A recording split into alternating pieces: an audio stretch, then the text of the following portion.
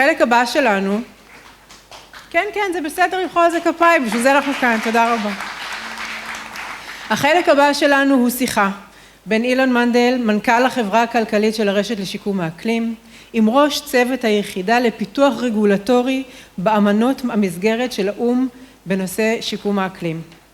I'm now very happy to introduce you to Perumal Arumugam. I'm so sorry, I'm a problem with you, sorry. A chemical engineer by graduation and postgraduate in energy management and certificated energy auditor with more than 16 years of experience in conceptualization, development, and implementation of climate mitigation projects across the globe, covering varied sectors and technical areas, using international financial schemes and mechanisms. His resume includes providing senior technical guidance to United Nations frameworks, Convention on Climate Change, known as the UNFCCC, on substantive technical issues relating to quantification of mitigation benefits across various sectors, with special expertise in aviation-related mitigation methodologies.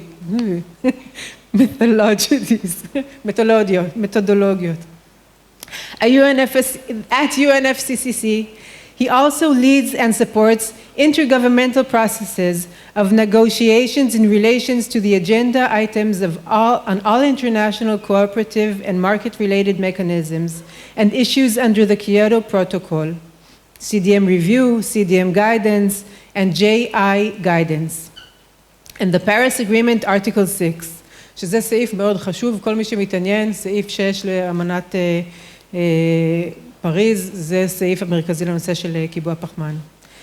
This has led negotiations on issues related to eligibility of new טוב, זה יותר מדי ראשי תיבות, Peru, I'm so happy to have you, I'm sorry, you did so many amazing things. Peru is a passionate believer in international cooperation and cooperative and market mechanisms as key in achieving the ultimate objective of the Paris Agreement and Convention, and we're very honored to have you here with us today.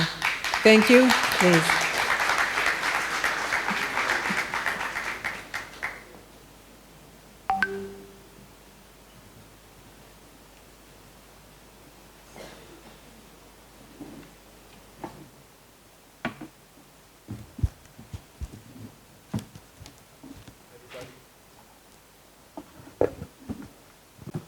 Good morning, everybody. So thank you very much, Maya and Victor and everybody that organized this. Just a few words to introduce myself. My name is Ilan Mandel. My background is in high tech. I was a software engineer, worked in the Silicon Valley for a few years.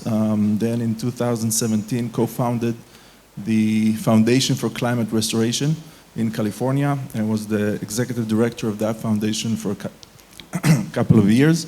Then I came back to Israel to launch, with all of these partners, the Climate Restoration Network. Mr. Perumal, it's a pleasure to have you here. How was your day yesterday? I heard you were traveling around. Yeah, it was, first of all, I think, thank you so much for having me here. It's really a pleasure, and I just because that I'm sitting here, don't think that I'm a great expert. I'm one among them. I would always like to be with people out there to understand what you are doing. The climate change it's a broader cause, and I'm someone who is instrumental in terms of creating the framework that could help the private sector act in climate change. And yesterday I had an opportunity to meet the public sector here, and I seen the keenness and the enthusiasm they have in making these things happen. And also thanks to Victor, he took me around. I was here 11 years ago in Israel for undertaking something related to a carbon market activity, not from the UN, but outside of UN. So to come back here after a decade and first time to see Jerusalem was a great experience. So it was a fantastic. Thank you very much for making the trip. We prepared a few questions that I'm sure everybody here would like to learn more about, but we don't have a lot of time, so there's going to be another session specifically with Mr. Perumal in the afternoon. So let's start. Why is the new mechanism for the global carbon market even needed? How will carbon trading evolve over the next few years? And what are the UNFCCC plans to implement the global carbon market, including timelines? Can you give us some background? Yeah, first of all, like I think in terms of the need for carbon market, one has to recognize that the potential of carbon markets in terms of addressing climate change, right? The carbon markets are expected to reduce the cost of implementation of mitigation by 50% in terms of the current cost, which people are talking about $250 billion. Or it can actually increase the ambition. Like I think we have seen the devastating effects of climate change that's happening in the recent times due to the human-induced emissions that's happening. The potential it has is to double the current ambition levels. That's where we have to move forward. For that, the role of the mechanism and the role of the carbon markets is very crucial in terms of making these things happen. Why a new mechanism is needed? Because the context in which that we all have been working on in the international climate space has changed in 2015. Before the Paris Agreement, there was a clear divide between sets of countries who are traditionally buyers of carbon credits, and there are countries which are traditionally suppliers of carbon credits. Now that has changed. Israel can be a buyer, and Israel can also be a seller. So that's the new situation that has emerged since the adoption of the Paris Agreement. So the rules needs to change that you are no longer only a supplier or a buyer. You need to be making both the roles. As a country, as a private investor, you may be at times selling your credits externally, or you may be procuring credits externally to meet some targets of your companies that in Israel might take as an obligation that they may take. Then how it would evolve over the years, I think in terms of evolvement, the markets are going to bring a lot of new players into the system. I see many of you here are going to be some of the players, I'm sure for that, because it's not necessarily that when the traditionally carbon markets are presumed, like for example in Israel, there are 46 registered activities under the previous Kyoto Protocol mechanism, as it's not that something which is completely new to Israel in terms of carbon markets. There are 46 activities that have registered from Israel. And then, so earlier it is all about implementation of activity. But I think in terms of what is going to change in the new mechanism is that the value chain of the overall production and the delivery of the carbon credits that will go across the borders, there will be a larger role for different stakeholders within the system. You could be not necessarily need to own an industry, or you have to be doing something at your own facility, but you may be enabling different actors to act. So within the Paris Agreement rules that was adopted in Paris and its operational principles adopted in Glasgow the last year, there are two mechanisms for markets. One is a bilateral cooperation that can happen between countries, where the private sector will play a role in terms of helping the countries when they engage with another country in a bilateral cooperation, or the UNFCCC is setting up a global carbon market, which is the international mechanism, which is kind of a replacement to the clean development mechanism that was operating, which I said that there are some industries from Israel which has got benefited out of it. So the UNFCCC is currently preparing regulations around the operationalization of the global carbon markets, putting up infrastructure like registry system to track when the credits are being traded. And we also heard that the larger potential and the need, the sectoral, the focus that we have in this room in relation to carbon removals, etc. So we are also preparing standards in order to quantify emissions, and I see the industries and the innovators and the people here in this room are already working on helping us as a UN in reducing the cost of monitoring and evaluating these emissions, because one should recognize that every unit that is being traded as part of carbon credit to another country or another facility, you are basically allowing them to continue to emit. So we have to be responsible. When we allow someone else to emit, we have to be responsible. I think that was Victor's, the last part of the slide for investors, but it also applies beyond investors, that we have to be a responsible citizen, first of all. So we need to make sure that the credits that are being sold is not increasing emissions elsewhere. So in order to do that, the most critical element is the monitoring, reporting, and verification. So under the international carbon markets, UNFCCC is working on them. And then within the bilateral cooperation, the UNFCCC, under its negotiations, are coming forward with infrastructures, reporting and review when this cooperation happens between the countries. Can you give us an estimate of the timeline? How long it would take before this whole thing becomes operational? Yeah, for the global carbon market to get operationalized, that is being functioned under the UN Climate Change Secretariat, would take somewhere around the third quarter of next year. But for a bilateral cooperation, nobody can stop today Israel having a cooperation with India. It can happen even today. But in order to meet the international obligation, the rules are expected to be finalized in Sharm el-Sheikh this year. We have a COP, the Conference of the Parties, where all the 197 countries meet and agree on the rules for cooperation. So it's more about transparency and consistency of that cooperation. It's not about the quality of the cooperation. Can you say a few words about the private sector? How would private sector players benefit or be able to participate, and are there any barriers of entry? Yeah, when it comes to private sectors, as I was saying, that it's very clear that any government or any institution that want to achieve or address the climate change cannot act on its own, right? In no matter which country you are in, your private sector is a key instrument in terms of making things happen for the government or for the public sector to meet their targets. So every country in the world, that also has changed. It links back to your old question, the first question, what has changed, right? So today, every country has undertaken a certain pledge to, or whatever it is possible by themselves. It's not an imposition, but countries have determined something called as, that's why it is called as a nationally determined. So, for example, Israel has put towards a target of 27% reduction by 2030, right? So that's a nationally determined contribution from Israel. Similar way, all the 196 remaining countries have also put forward what they would be achieving.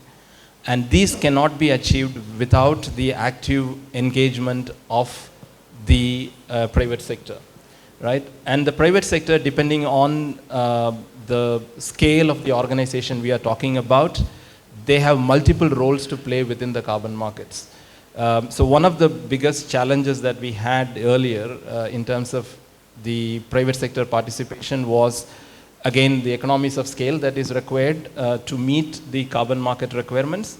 So if you are thinking about a private sector which is something very small, you need to have an economies of scale. So there could be somebody who is coordinating and managing these things together to bring it up to the scale, because some organization in Israel could work with a few smaller players and kind of represent them in the market? Yeah, primarily, like when we say carbon markets, it has an allied transaction cost. It's not that you go with markets without putting any effort with respect to transaction. So in the previous era, the transaction cost is ranging between 20 to 25%. So for every $1 that you can earn from carbon credit, you are putting almost 25% of it in just transacting that carbon. So based on my minimum interaction that I heard since yesterday, I believe that one area where the Israeli private sector might be largely helpful in carbon markets is about reducing the cost of this transaction. That can make a big change in terms of not necessarily only within Israel, but even on the global carbon market scale, because as I said, that the one big fundamental requirement that needs to be met is that we are not allowing to increase emissions somewhere because of selling the credit. And in order for that to happen, the biggest thing that we need to make sure is the monitoring, reporting, and verification. That leads me to the next question. Obviously, not just for being able to transact, but also to avoid greenwash and abuse. So if you can say a little bit about the process of monitoring, verification, certification, so on. And also remember that Israel, as a startup nation, as a high-tech nation, has a lot of abilities in developing those monitoring technologies and measuring tools and systems and so on. So if you can say a few hints about how that would work. Yeah. So in terms of the monitoring, reporting, and verification, in the previous system, what is needed is that you need to measure to your 4th decimal point. In order for you to engage in markets, that you need to actually monitor every single part of the emissions that needs to happen. But in the new scheme of things, that the monitoring can be done through different technological solutions, like people are thinking about distributed ledger technologies, using satellites to monitor these things, and to make sure that the emission reductions that are being traded are real, verifiable, and credible. So you asked the question of greenwashing. So one of the ways that you can avoid greenwashing is to make sure that your emission reductions that is achieved are additional to what would have happened in a business as usual scenario. So it's kind of a term which looks very vague, but what you need to make sure is that every effort that is being done, you need to ensure that in order to avoid that is not a greenwashing, you need to make sure that they are additional to what you would have otherwise done without the carbon markets. In other words, establish some sort of a verifiable, certified baseline, and then start from that doing all the measuring and the monitoring. Yeah, so you need to have credible baseline, first of all. And this baseline is also very much to be aligned with the Paris objectives.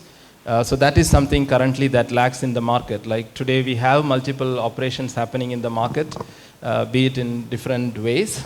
But one of the things is that what we from the United Nations, that we are looking at how the market is operating, we see quite a lot of misalignment with the Paris objective, particularly on the baseline. That is where you start to hear a lot of criticism and a lot of concerns about greenwashing. And this can be overcome if you can have a credible baseline that can be determined.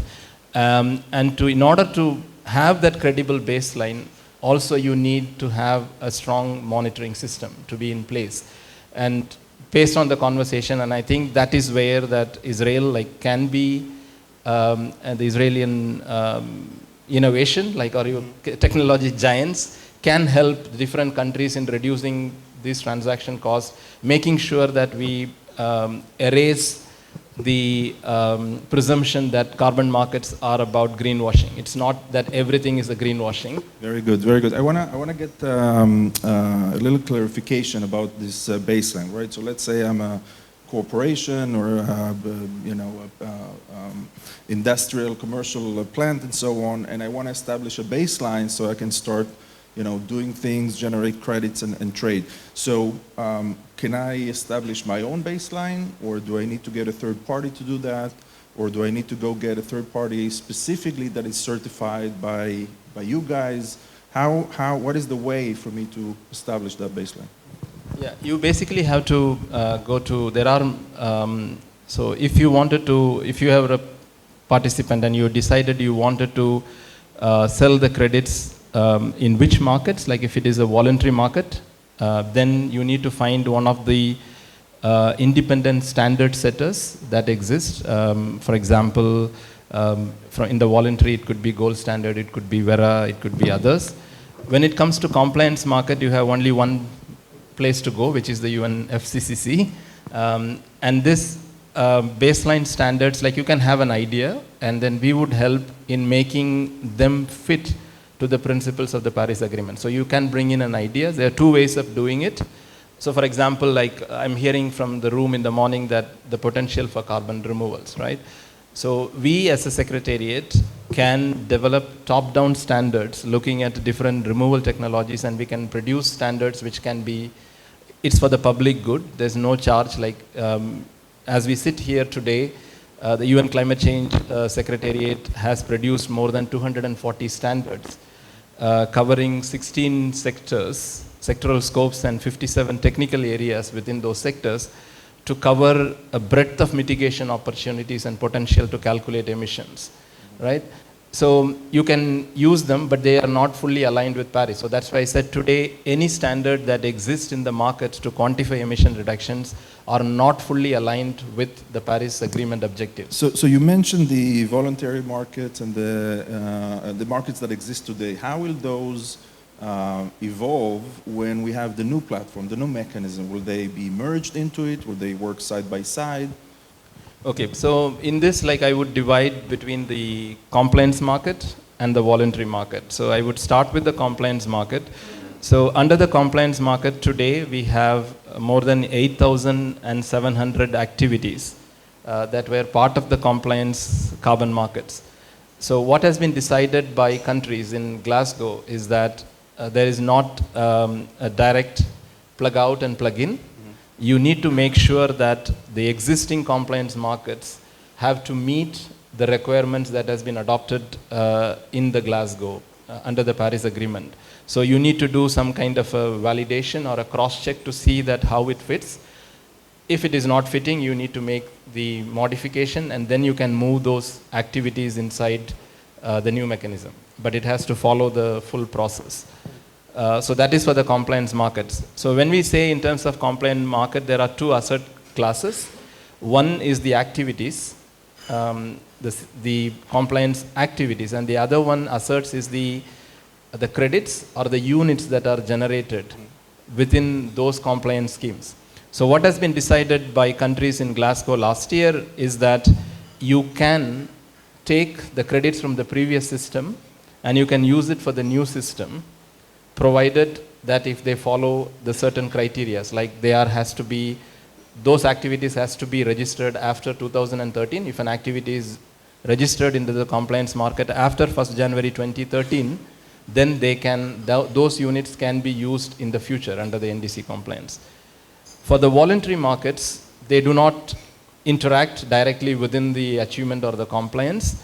So if the voluntary markets have to move, it's very clear from the decisions that if a voluntary credit has to be used for any explicit or implicit regulation or compliance by a company, be it Google, be it Amazon, whatever example we are talking about, they have to meet the Paris objectives. And if they are not, they cannot transition. Very interesting, very interesting. I want to talk specifically about Israel, right? Because we're here and everybody's eager to understand what does it mean for us, right? First of all, what's in it for us as a country, as a representative of the private sector, and what do we need to do in order to play in that game, to be a part of it, and when should we start? Okay. When do we start? I think we should start now, or we should have started yesterday. So that's where I said that there's nothing that stops from acting. Like you can wait for the rules to come in, but that should not be a barrier for us to act upon today, because everything is kind of learning by doing in the carbon market. That's one of the reasons why I said that I should also be part of one among you there. But in the last 2 decades that I have been working with carbon markets in different roles, like today I represent UN Climate Change Secretariat, but I was an project participant. Like I had my own facilities. I had 3 solar plants in India, which I have registered under the compliance market. I've been a trader, and I was with the trading firm which has had the highest number of physical traded volume under the previous compliance market, 23% of the market share. So I have played as a role as a market broker to take credits from one place to the other. So I have played different roles in carbon markets, and the way that I see and looking at Israel, I believe that there is one sector which was completely untapped in the previous compliance market or in the voluntary market, which is the agricultural sector. And it is known to the universe that Israel is a front runner or an example setter, for example, in the agricultural sector. And I believe that agricultural sector is going to have a big future. The reason being that in any country, even though they have made the nationally determined contribution, in many of the countries, particularly in developing countries, the agriculture or the agrarian economy is part of their significant GDP. So they would not be exposing to any kind of an economic strain of carbon pricing over the agricultural sector. That will be a protected sector by, if, to put it in a simpler way, if a government that is ruling today has to exist on the next day, they have to protect their agriculturalist. That's damn sure for a country which is based on an agrarian economy, right? So that makes absolutely clear that the agricultural sector is something where a lot of innovation, a lot of technological interventions, a lot of mitigation potential still is there, and which is completely untapped. And if you see me as a buyer, I always wanted something which can help a country in improving its people's social life and cause, and in the end of the day, it is about the people whom we are dealing with. And agricultural sector is a classic example. So from Israel's perspective, I believe that the agricultural sector is going to have a big future in the coming years. Yeah. And the second area is also very important to know. We as a climate change convention, as a custodian of the Paris Agreement, the first thing we wanted to do, even though we promote markets, the first fundamental thing is deep reduction at your own site, right? Like you cannot always, the problem of greenwashing comes, a company can claim that they are net zero, but if everything is based on offsets, without them reducing their own emissions, one can label it as greenwashing, because you are portraying that you are an environmentally conscious company, but you have not cleaned your own mess. You are trying to take something from elsewhere and trying to meet your own things. So to move forward, I believe that one particular component of the mitigation strategy that remains until the mid-century is going to be the removals. And I see a lot of interest and a lot of movement that is happening around removals. That's primarily because if you see, I think Victor has put something on the IPCC scenario. So you take IPCC scenario, you take International Energy Agency scenario, you take OECD scenario. If you have to align with the Paris Agreement's 1.5 degree goal, no matter which scenario, removal has to be a part of the solution. And I see that again, the second potential, largest potential beyond agricultural sector is the innovation, the technology push-up that you can bring from Israel towards the sector, particularly on removal aspects, is going to be significant. The reason being that when you move towards 2030, 35, I'm not a great visionary person. I'm an implementer, and I like to be on the surface, not to imagine too much. But if I look at how the carbon markets have evolved from 2001 until now, it's very clear that when all countries have done a remarkable job in terms of putting forward their own targets. For example, Israel has put forward, India has put forward, we have put net zero, you have put net zero. So everybody has put net zero. So but that means that by 2030, we are going to have all the developing countries, at least from a carbon market world, is going to behave like a fully developed country. So which means that we are going to talk about dealing with the residual emissions that needs to be tackled. And the residual emission cannot come from technology-based solution, it will come from a removal-based solutions.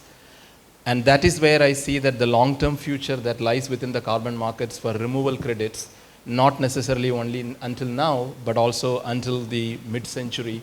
In any scenario that we do with a global negative net zero, like I think I've seen Microsoft putting something about negative emissions. So if you want to move towards net zero, that's going to be the case. Like the political masters have moved from 5-year nationally determined contributions to yearly updation of contributions. In Glasgow, they have asked every country to update, if possible, on a yearly basis their targets, right? So the next thing that people are going to say is not net zero. They are going to say, we have to go for negative emissions. Where do you get that negative emissions from? The negative emissions can come from the removal technologies again. So that's the scope. And that also brings back to my, the previous one, we talked about MRV. The reason why the removal technologies, like of course we did not get into the geological sequestration to a larger extent, though we had a framework, but it was like the famous saying that we have in terms of the operation is successful, the patient is dead, right? So the time that when we had adopted the framework for carbon capture and storage, it's not that we are talking out of an imaginary world. The UN has a framework to deal with carbon capture and storage. We're almost out of time, so I just want to make sure that everybody knows we're going to have a Q&A session with Mr. Perumal in the afternoon. It'll be announced. I also want to say that there's a book about climate restoration talking about exactly that, how we remove the historic emissions, and I want to make sure that you get one copy and everybody can pick it up when they get outside. I want to say one more thing about the agriculture, because Israel was an ag-tech nation before it was a cyber nation and so on and so forth. And you know, it was a desert here 100 years ago. And what we're promoting here, and we're going to hear from one of the companies that are going to be presenting here, is our desire to expand agriculture into the ocean, create aquaculture and marine permaculture and so on for obvious benefits. We're going to hear about that later. So I want to finish with just one quick question. If there's let's say, a public-private partnership, right, between the Israeli government and a private sector company that is doing a project in Africa, right? Who gets the credits? How is that determined? So there are two ways of doing them. Like in the future, I believe that there will be a sharing arrangement between the different actors that are involved, wherein like if you're doing a project in Africa and you are putting a capital and from Israel, for example, in terms of technology, in terms of deploying those technology, implementing, running them, you will have some kind of a sharing arrangement where you may have certain proportion of those achieved emission reductions in Africa can be potentially used inside Israel, and the certain proportion will remain within Africa. So that's something as a bilateral agreement that would happen, because it is not going to be a binary of if you have achieved 100 tons of reduction, going forward, it will not remain within Africa. I'm sure that you as a country that is investing on them, beyond what you have provided as technological support, you may have had economical benefits for deploying those technology, but you also may wanted to gain some benefits of the carbon that is being reduced. And I'm seeing that trend because I've seen a few examples right now. Exactly like there's a country that is bringing in technology, a country that is putting in finance, and the activity is implemented in Africa. It's a Switzerland, Ghana cooperation. That's the one which is in an advanced stage in clean drinking water solutions in Ghana. And I really see, I've happened to see their contract just to make sure that they wanted us to check, not from the UNFCCC perspective, but based on our experience to see that whether it touches the chords of what is needed under the UNFCCC requirements. And I see that there is a sharing arrangement that people are talking about within those emissions. So it's not going to be that full emission reductions belongs to one country. Moving forward, I think it's going to be much more complex in terms of sharing the benefits, but sharing the benefits is going to remain there within the carbon markets. Very good. Thank you very much, Mr. Perumal, for coming here and for all this information. And there's going to be another Q&A session in the afternoon. Thank you very, very much. It was very interesting. תודה רבה, אילן, ותודה, פרו, על השיחה מאירת העיניים.